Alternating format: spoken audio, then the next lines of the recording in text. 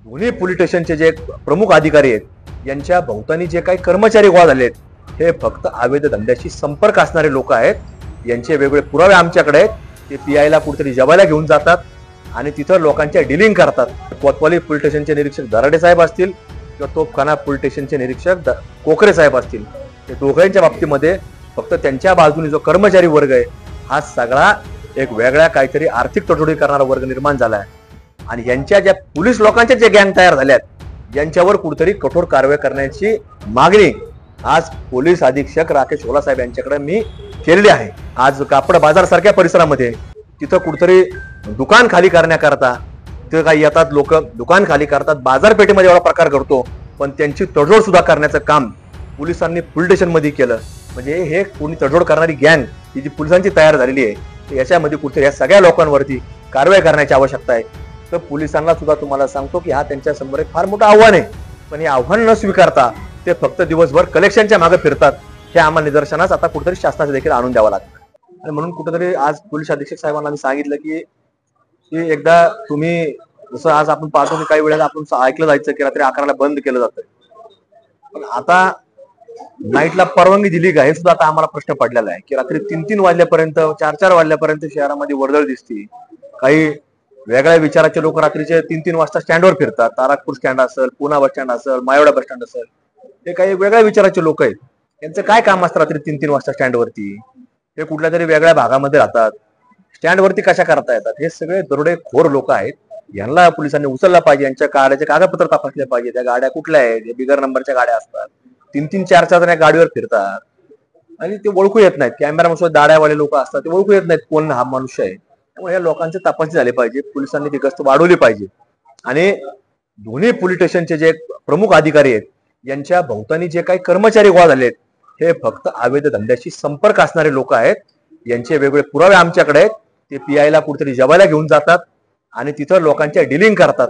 त्यामुळे पोलीस अधीक्षक साहेबांना आम्ही सांगितलं की यांच्या देखील तुम्ही जर यांच्यावर कारवाई नाही केली, यांच्या बदल्या नाही केल्या, तर यांच्या विरोधामध्ये आम्हाला कुठल्याही प्रकारे कोणाचं टार्गेट नाही, पण इथं हे वेगळ्या प्रकारचे काही संबंध प्रस्थापित करण्याचं काम ते कोतवाली पोलीस स्टेशनचे निरीक्षक दराडे साहेब असतील किंवा तोफखाना पोलीस स्टेशनचे निरीक्षक कोकरे साहेब असतील, हे दोघांच्या बाबतीमध्ये फक्त त्यांच्या बाजूने जो कर्मचारी वर्ग आहे हा सगळा एक वेगळ्या काहीतरी आर्थिक तडजोडी करणारा वर्ग निर्माण झाला आहे.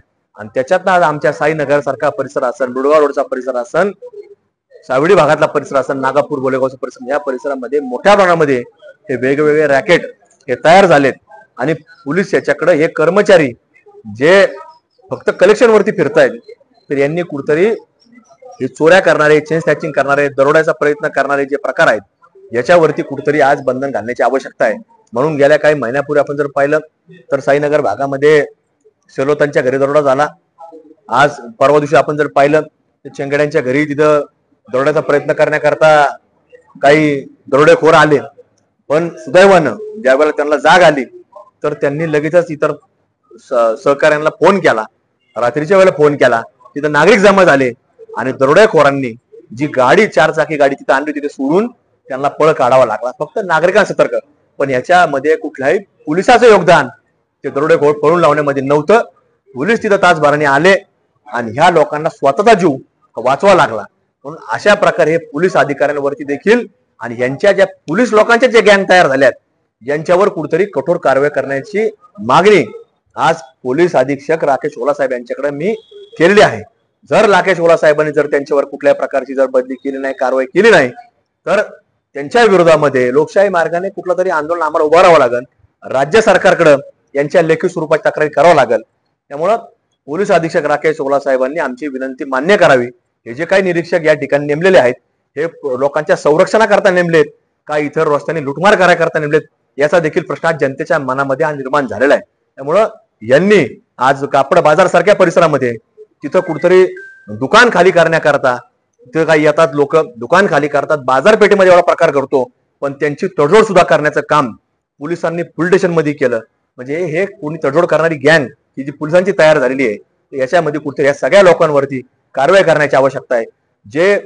ज्यांना कन्व्हिक्शन कोर्टाने लावलंय तशा प्रकारचे पोलीस कर्मचारी स्टेटस सुद्धा त्यांचे लावतात, त्याच्यावर सुद्धा पोलीस काही कारवाई करत नाही. म्हणजे हे चाललंय काय जिल्ह्यामध्ये, हे शहरामध्ये काय चाललंय, पोलिसांवर कोणाचा धाक आहे की नाही, हे सुद्धा आता तपासण्याची वेळ आपल्याला आलेली आहे.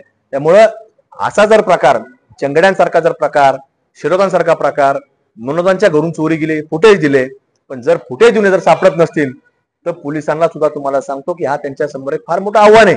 पण हे आव्हान न स्वीकारता ते फक्त दिवसभर कलेक्शनच्या मागे फिरतात. हे आम्हाला निदर्शनास आता कुठेतरी शासनाचे देखील आणून द्यावं लागतं.